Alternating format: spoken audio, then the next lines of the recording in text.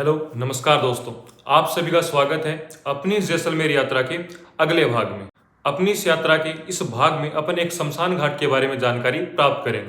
ये जो शमशान घाट है, ये कोई सामान्य शमशान घाट नहीं है, बल्कि ये जो शमशान घाट है, ये जैसलमेर का जो भाटी राजवंश है, उनका शमशान घाट है। देखने में ये शमशान घाट जैसा बिल्कुल भी नहीं लगता है। अगर आपके मन में ये विचार आ रहा है कि शमशान घाट के बारे में जानकारी प्राप्त करने से क्या होगा, तो लेकिन मैं आपको बता दूं कि देखने में बिल्कुल भी शमशान घाट जैसा नहीं लगता है, बल्कि ये अति सुंदर, बहुत ही भव्य लगता है। इस शमशान घाट के भव्य लगने के पीछे जो कारण है, वो यहाँ की छतरियां हैं। अब थोड़ा सा मैं आपको छतरियों के बारे में बता देता हूँ। देखिए, पहले हिंदू धर्म में क्या होता था कि जब किसी राजघराने में किसी सदस्य की मृत्यु हो जाती थी, जिस जगह पे उस सदस्य का दाह संस्कार किया जाता था, उस जगह पे उनकी स्मृति में वहां पे चबूतरा बना करके उस चबूतरे पे छतरीनुमा भवन बनाया जाता था। इस छतरीनुमा भवन को ही छतरी बोला जाता है।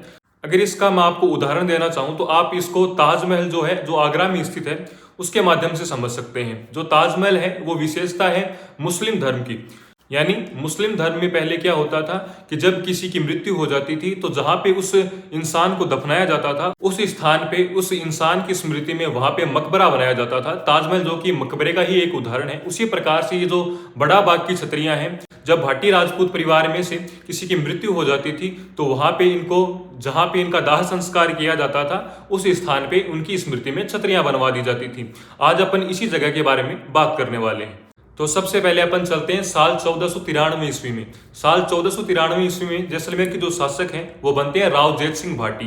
ये जो राव जेठ सिंह भाटी हैं, ये काफी दूरदर्शी सोच रखने वाले व्यक्ति थे। अपनी इसी विशेषता के कारण ये क्या करते हैं, साल 1528 ईस्वी में ये वर्तमान जो जैसलमेर शहर है उससे लगभग 6 किलोमीटर दूर एक तालाब का निर्माण करवाते हैं। तालाब का निर्माण करवा के तालाब का नाम रखा जाता है इन्हीं के नाम पे, जेठ सागर तालाब। इसी तालाब पे ये क्या करते हैं, एक छोटा सा बांध का निर्माण करवाते हैं। बांध का नाम रखा जाता है जेठ बांध। चूंकि जैसलमेर जो है एक रेगिस्तानी इलाका है और यहाँ पे पानी की वर्तमान समय में भी बहुत ज्यादा किल्लत रहती है, तो उस समय पे यानी 1528 ईस्वी में भी यहाँ पे बहुत ज्यादा मात्रा में पानी की कमी होती थी। तो इस बात को ध्यान में रखते हुए 1528 ईस्वी में ये जो जेठ सिंह हैं, राव जेठ सिंह भाटी हैं, ये एक सागर का निर्माण करवाते हैं, एक तालाब का निर्माण करवाते हैं। तालाब का नाम रखा जाता है जेठ सागर तालाब। और इस जेठ सागर तालाब पे ये क्या करते हैं कि बांध का निर्माण भी करवाते हैं, जिसको नाम दिया जाता है जेठ बांध। इस जेठ सागर की वजह से जैसलमेर में उस समय पे पानी की जो समस्या थी वो काफी हद तक नियंत्रण में आ गई थी।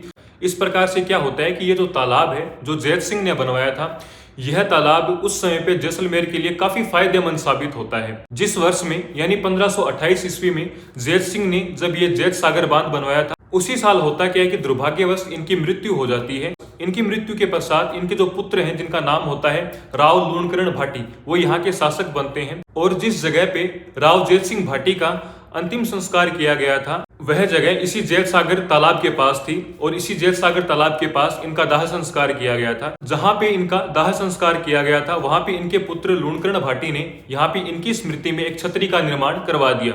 इस प्रकार से अपन कह सकते हैं कि बड़ा बाग की जो छतरियां हैं, उनमें जो सबसे पुरानी छतरी है वो राव जेठ सिंह भाटी की छतरी है, जिसका निर्माण सन 1528 ईस्वी के आसपास उनके पुत्र राव लूणकरण भाटी ने करवाया था। इसके बाद में होता क्या है कि भाटी राजवंश में जैसे कोई शासक या फिर कोई राजकुमार या फिर कोई रानी या फिर कोई पटरानी, इनकी मृत्यु होती है, तो इनका दाह संस्कार इसी बड़ा बाग नामक स्थान पे किया जाने लगा। जैसा कि मैंने पहले बताया था, जब भी किसी राज परिवार में किसी की मृत्यु होती थी, तो उनकी स्मृति में जहां पे उनका दाह संस्कार किया जाता था, उसी स्थान पे उनकी स्मृति में एक छतरी का निर्माण करवा दिया जाता था। जैसे जैसे राज परिवार में किसी की मृत्यु होती गई, तो उनकी स्मृति में वहां पे छतरी का निर्माण करवा दिया गया।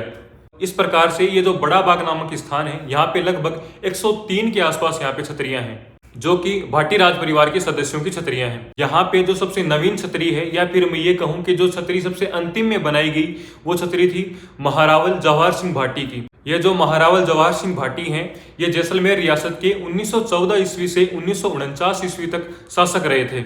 1949 ईस्वी में महारावल जवाहर सिंह भाटी की मृत्यु हो जाती है। इनकी मृत्यु के पश्चात इनके जो पुत्र हैं महारावल गिरधर सिंह भाटी, ये इनकी छतरी का निर्माण कार्य शुरू करवाते हैं। लेकिन इस छतरी का निर्माण कार्य पूर्ण होने से पहले ही महारावल गिरधर सिंह भाटी की भी 27 अगस्त 1950 ईस्वी को मृत्यु हो जाती है। इस कारण से ये जो महारावल जवाहर सिंह भाटी की छतरी है, ये अधूरी छतरी है, इसका निर्माण कार्य पूर्ण नहीं हो पाया था। अब अपन इन छतरियों की कुछ विशेषताओं के बारे में बात कर लेते हैं। देखिए यहाँ पे दो प्रकार की छतरियां हैं। कुछ छतरियां हैं वे पिरामिड नुमा छतरियां हैं और कुछ जो छतरियां हैं वे गुंबद नुमा छतरियां हैं। यहाँ पे जो पुरानी छतरियां हैं वे सारी छतरियां पिरामिड नुमा आकृति में हैं तथा जो नई छतरियां हैं वे लगभग सारी छतरियां गुंबद नुमा छतरियां हैं। जो पुरानी छतरियां हैं वे पिरामिड नुमा तथा जो नई छतरियां हैं वे गुंबद नुमा होने के पीछे का जो कारण है वो कारण ये है कि जिस समय ये पुरानी वाली छतरियां बनाई गई थी उस समय पे भारतीय वास्तुकला पे जो इस्लामिक जो शैली है उसका प्रभाव इतना ज्यादा था नहीं। इसके बाद होता क्या है कि ये जो मुगल वगैरह हैं, जो मुस्लिम शासक हैं, इनका जो प्रभाव है वो बहुत ज्यादा तेजी से बढ़ता है और इनका प्रभाव बढ़ने के साथ में ही इसका जो असर है वो भारतीय वास्तुकला पे देखने को मिलता है। और इस प्रकार से क्या होता है कि बाद में जैसे जैसे इनका प्रभाव बढ़ता गया वैसे वैसे मुस्लिम शैली का जो प्रभाव है, इस्लामिक शैली का जो प्रभाव है वो भारत की इमारतों में भी देखने को मिलता है।